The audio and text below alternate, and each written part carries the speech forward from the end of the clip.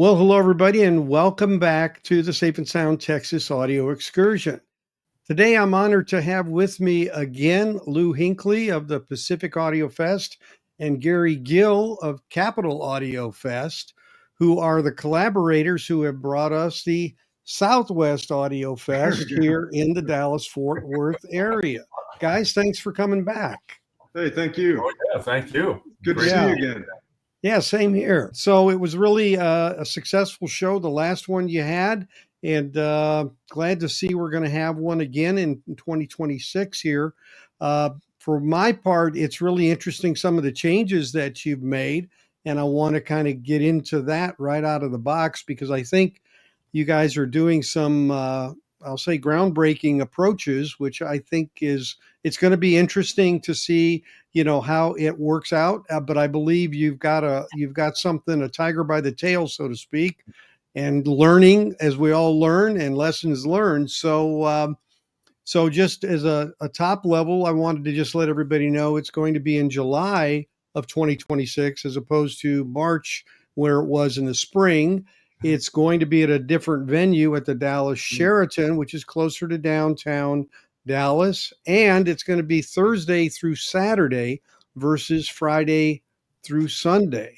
Right. So let's go through those individually. So what part of the venue change affected the date, or why was there a venue change? I'm kind of curious because the Anatole seemed like a good solution at the time, at least, but the Anatole was a good solution, and it's a wonderful venue. There were some issues with it, but basically they were doing a major remodel, and right at the time of the last show this March, the owners decided that they would no longer want to remove furniture from the rooms. Okay, and that's kind of would be a problem. We already had a contract. We had a contract with them for 2026, but that abrogated the contract, and we're like scrambling to find a new home. Okay. But here's the silver lining is when we selected the Anatole, it came down to two hotels, the Anatole and the Sheraton downtown. So the Sheraton downtown is where we're at now. It was a tough call between those two, and so we're at the Sheraton, and it's a great. There's so many positives about that. One of them I want to mention right up front is we got a lot of pushback at the Anatole because the sleeping room price was pretty high. Yep. $265 a night, and we have negotiated. I think it's $189 a night for the sleeping rooms at the Sheraton. It's a 4-star hotel in downtown Dallas. Oh yeah, that's a great rate. Yep. So nobody's going to complain about that rate. No, that's a great rate. You're right. And Lou, isn't the Sheraton name owned by the Marriott for those people that use Marriott points? Well, I'm not sure who owns it, but it's run by the Marriott. Part of the Marriott chain. It's part of the Marriott group. Just like the Anatole is privately owned, but it's run by the Hilton organization. So you do all you book rooms and stuff through Hilton. So with the Sheraton, it's the Marriott. So your Marriott points count there, whatever. Yeah, right. Well, good point, Gary. If you don't mind, what set us back is that as Lou and I can tell you that often you start looking for a hotel years ahead of time. Mm-hmm. Sure. Even if you go to set up a wedding, often you'll find that your primary dates are occupied by other people. So you need to look a year or two ahead of time, and then this sent us scrambling and looking around. Sure. And we were way less than a year. We're probably 11 months out or 10 months out, and we kept.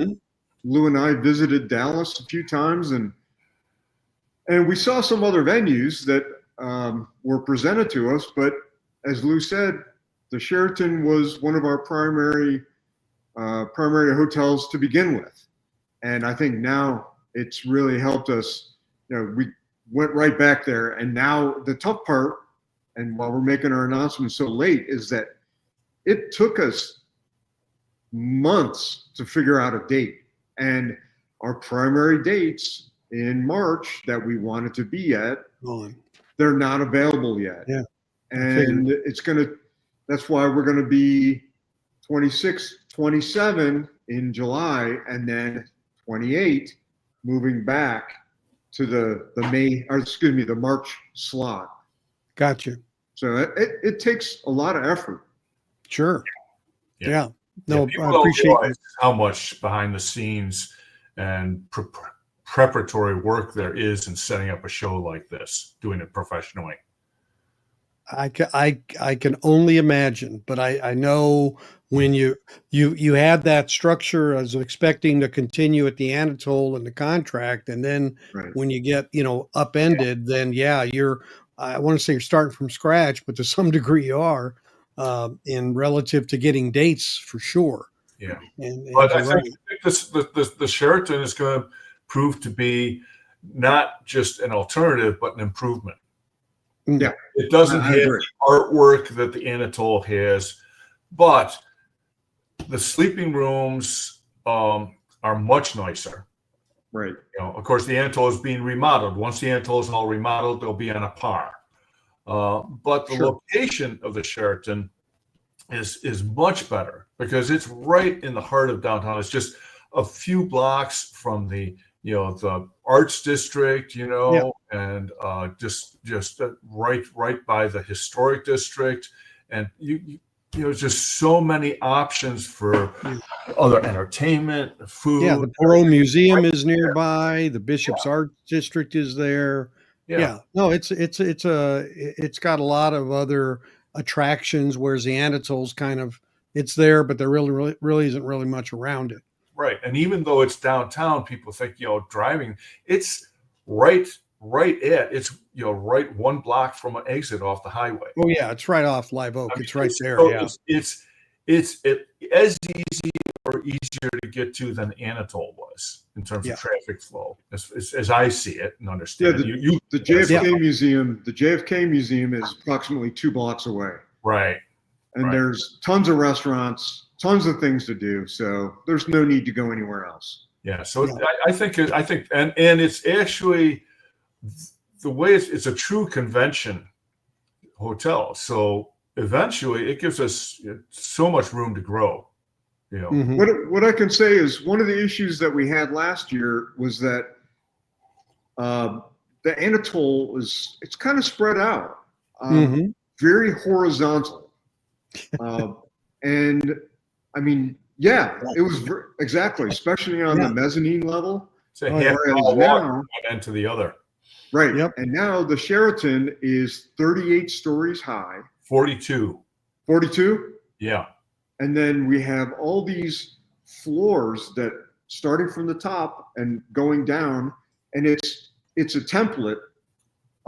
This first year, are we going down to the 33rd or to the 32nd floor? We're still in negotiations on the actual rooms. Okay. We're almost there. We're within 2 days of signing the first year's contract, and we are, by the way, Dave, we're negotiating 3 years of contracts with Sheraton. Okay. So, but I do see you have the floor plans already up on the website. Yeah, but that's it. There may be some changes, so I don't really want to get into the too much. Okay. I know that we're going to be the first 2 years in July. We will be focused in our meeting rooms and reception on the 2nd, 3rd, and 4th floors.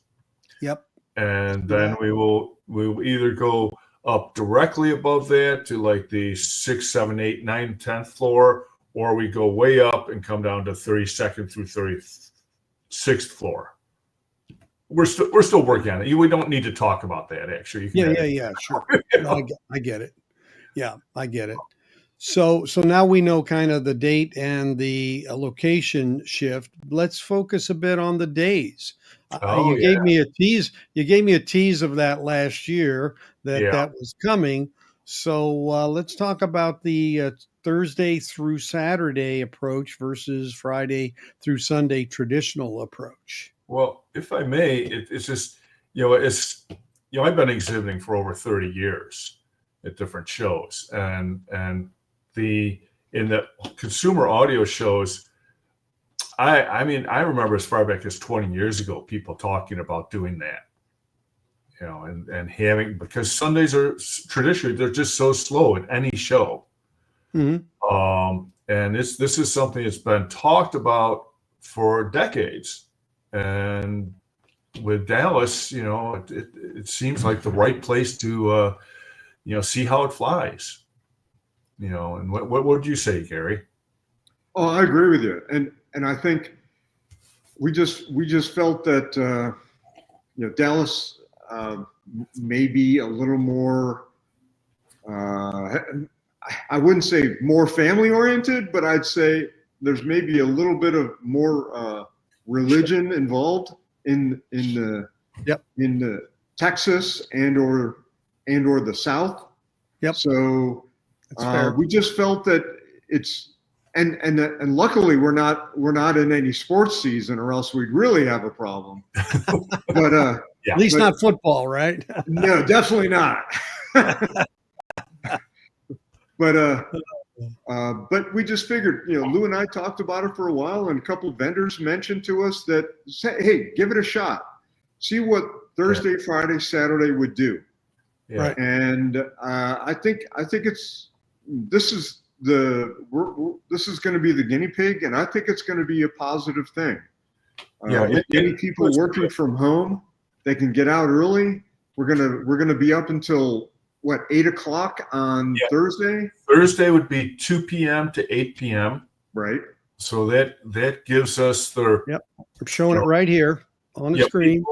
People a lot of time. People that can't make it at other times, they can get there in the evening on the way home from work or something. See, scope it out and see what they want to do for Friday and Saturday. Gives a lot more flexibility there.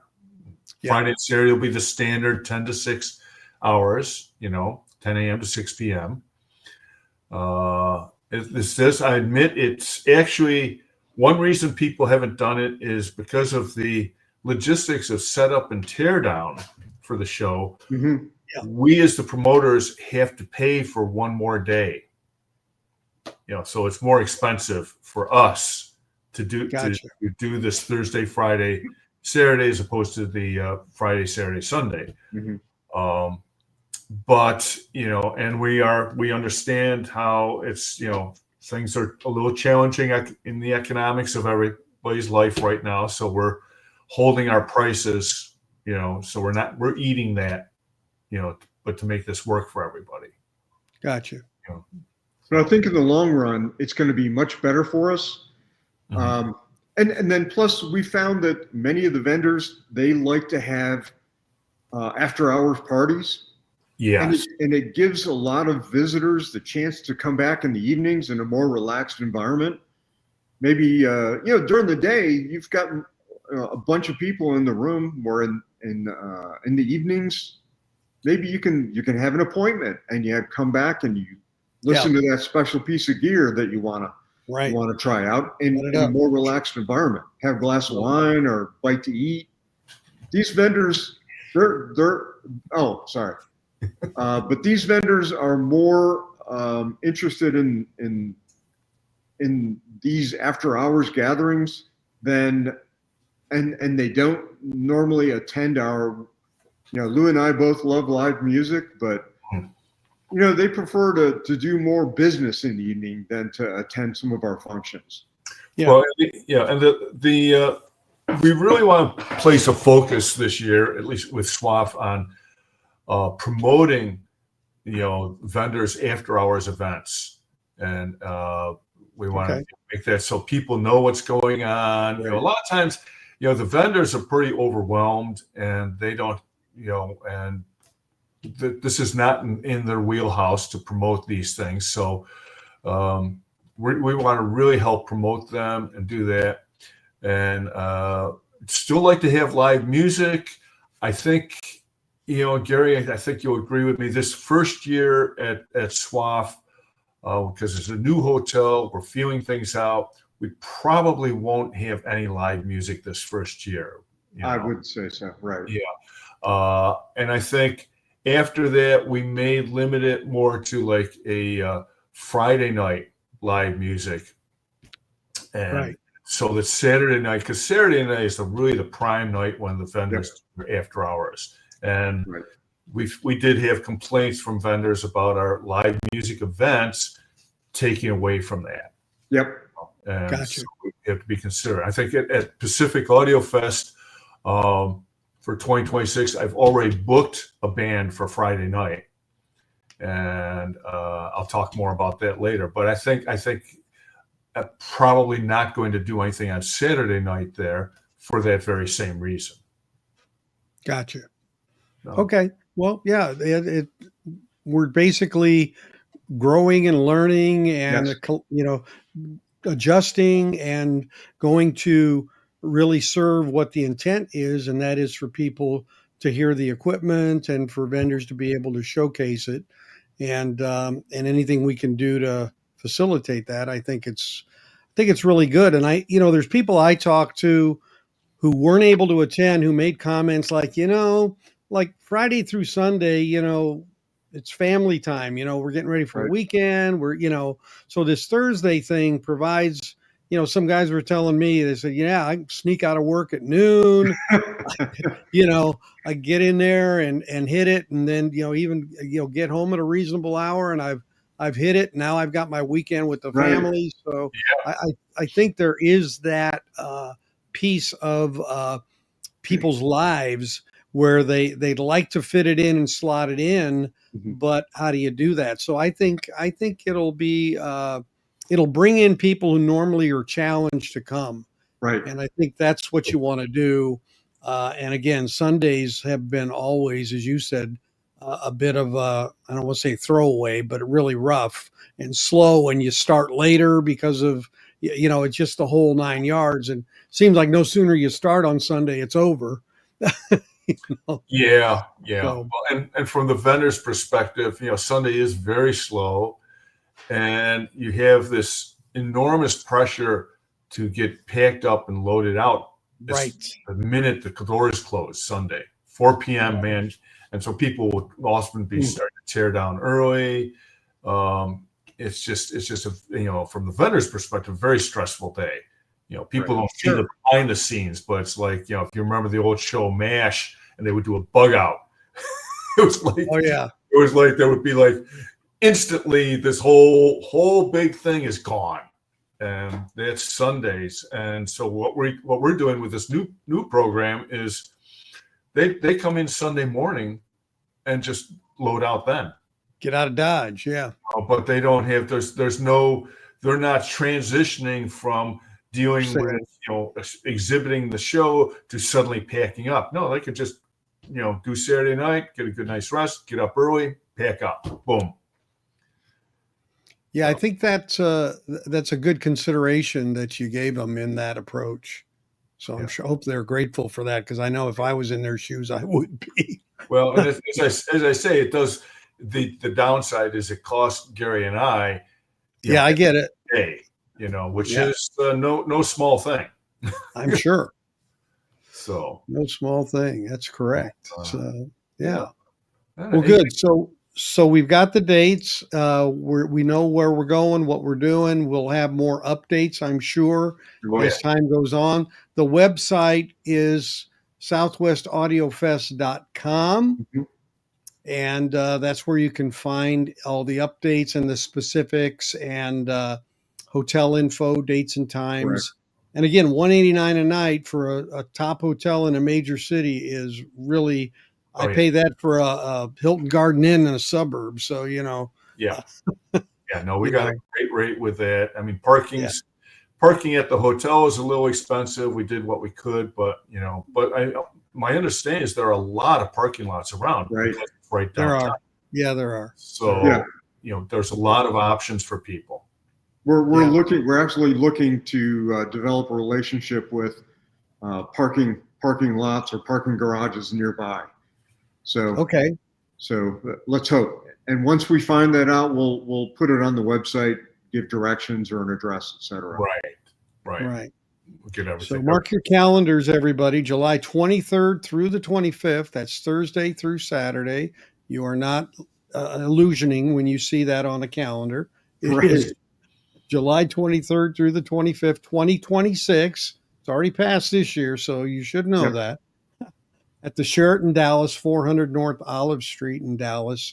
Thursday, 2 to 8, Friday, 10 to 6, and Saturday, 10 to 6. So great. Thanks for coming on to talk about that show. And let's transition into the upcoming shows you guys do, starting, Gary, with you, since yours is coming up next for Capital Audio Fest. Right. Let's hear it. What's going on? I'll keep it brief, but we're coming up in November 12th through the 14th through the 16th, and in Rockville, Maryland, a few miles north of Washington, D.C. And we're expecting to have 100 plus rooms. I'm hoping for about 110 rooms this year. Okay. We had about 125 last year. And not to be political, but I've heard from many vendors that there's some concerns about the economy and tariffs, et cetera. So there's not, they've focused on other things rather than trade shows at this point. But we're still going to have around 110 rooms, and I expect to have more visitors than ever. Last year we had about 5,000. So we'll be at 5,000 and or more. The couple changes I've got is that I've added a couple larger rooms across the street in the Even Hotel. So I filled the Hilton Hotel. The sleeping rooms are gone in the Hilton, sold in one day. The Even Hotel is nearly sold out. And so we're just, right now we're kind of filling out the forms and updating the website and get everything ready to go for the Capital Audio Fest in November. So it's looking like we're going to continue to improve our show, but we're growing in some respects, but maybe not in the number of rooms. But it's still going to be a great show.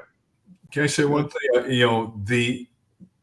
It may be a few rooms less than the last year, which was a great show, but it will still be, by any metric, the second largest audio show in North America, by far. I mean, there's nothing else that comes even close. Right. So it is a very major show. It is a don't miss show.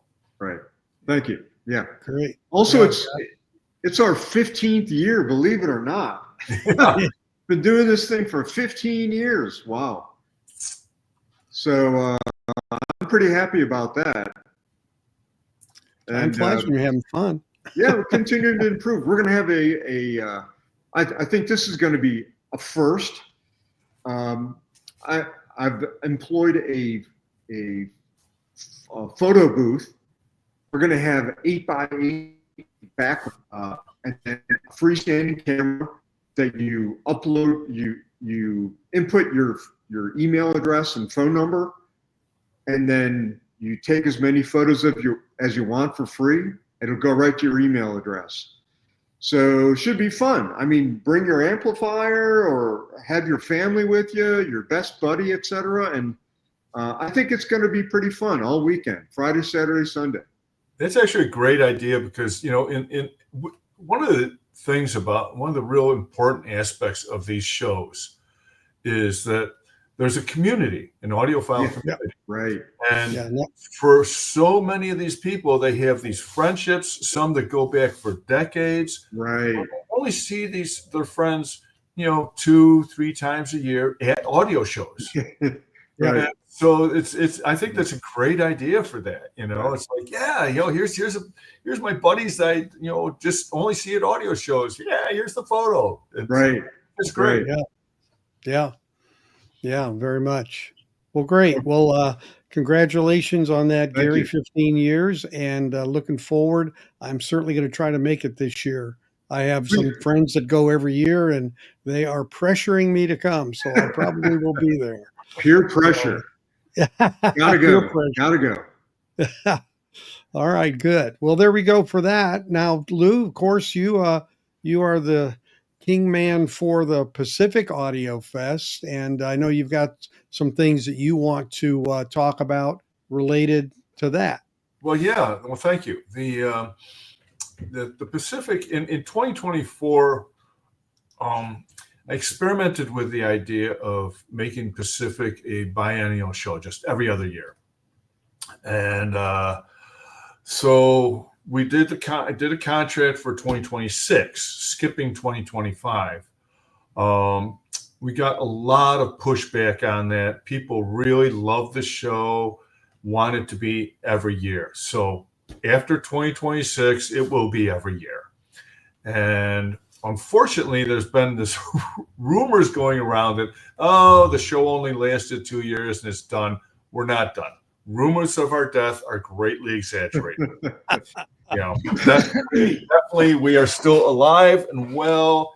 Our theme this year is the Emerald City, which is actually the long-standing nickname of Seattle. Nothing to do with Wizard of Wizard Oz. of Oz.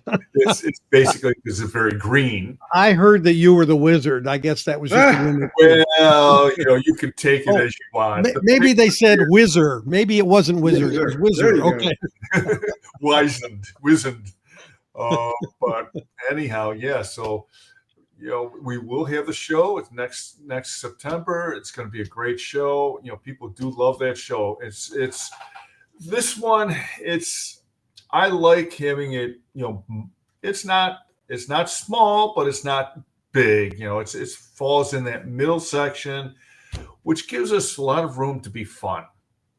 I like it to be a really fun show. One of the things is why we chose that hotel is we've got the top floor, 14th floor, is this beautiful lounge. It used to be a destination, nightclub in Seattle, and beautifully appointed, great views.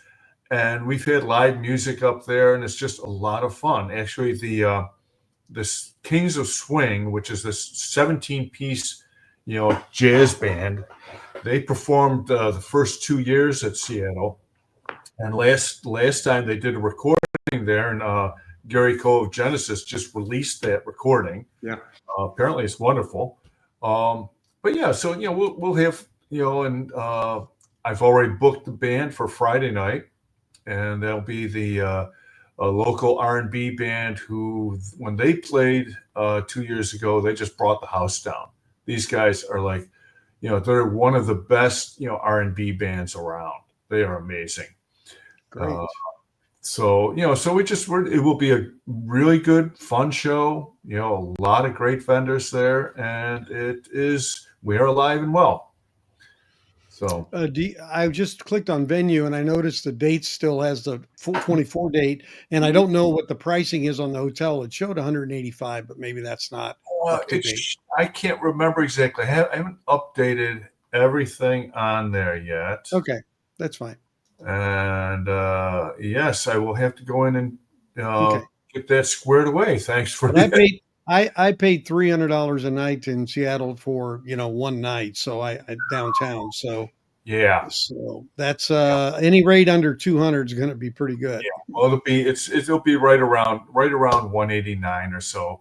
Yeah, okay. Pretty much the same as the great rate that we got in Dallas. Dallas, yeah. That's. But yeah, we're not dead. We will be back in 2026 and every year after that. That's wonderful to hear. Well, good. Well, I'm glad we were able to kind of get all this together for everybody and let them know what's coming in the next year plus related to these audio shows.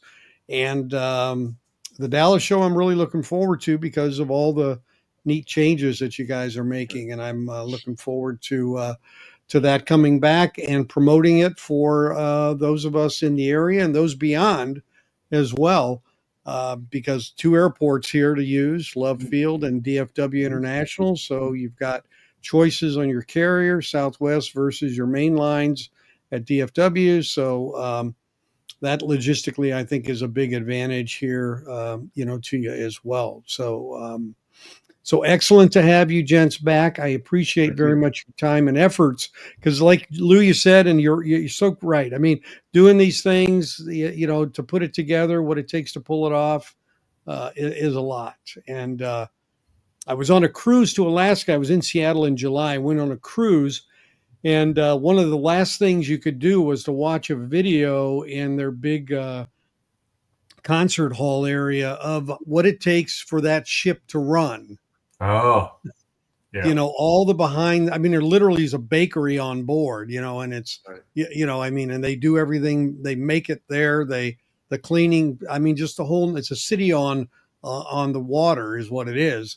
And it just reminds you of what it takes to put these things together. And as we were getting ready to dock, we were eating breakfast, looking out the door, all these forklift trucks at the dock loading and unloading because we were getting off at 8 and they were starting a new voyage at noon, and it's like, so the point is all the logistics that it does take to put all of these kind of things together, obviously in your case stretched out over a longer period, but yet, and then you get something thrown in the mix that kind of really puts you on edge to what are we going to do now, like happened for your venue.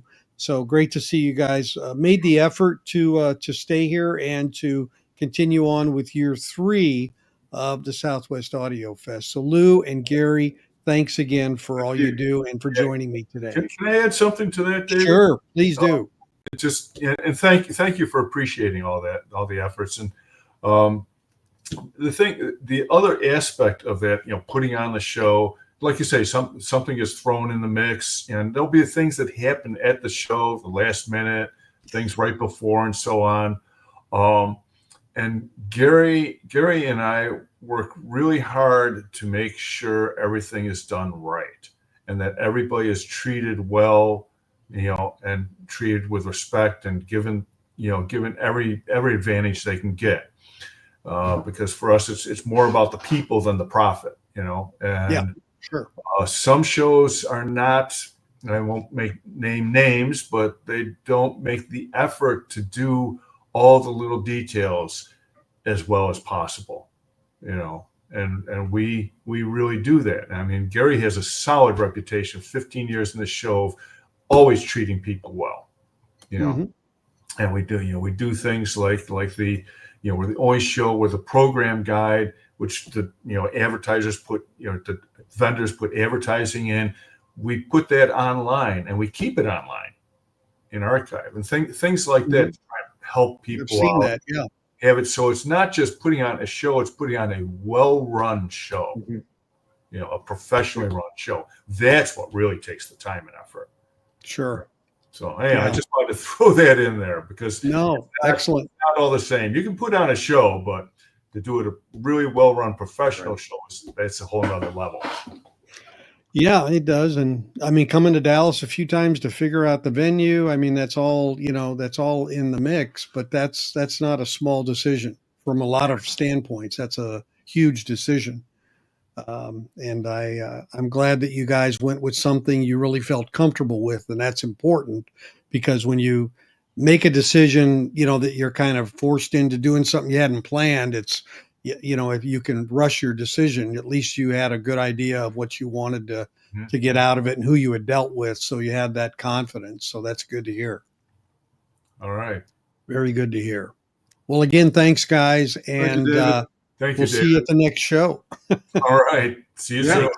And maybe we'll see you at the Capital Audio Fest. I'm planning on it. Thank you, sir. There it is. Appreciate it. All right. Take care. Thank you, guys. Yeah. Thanks.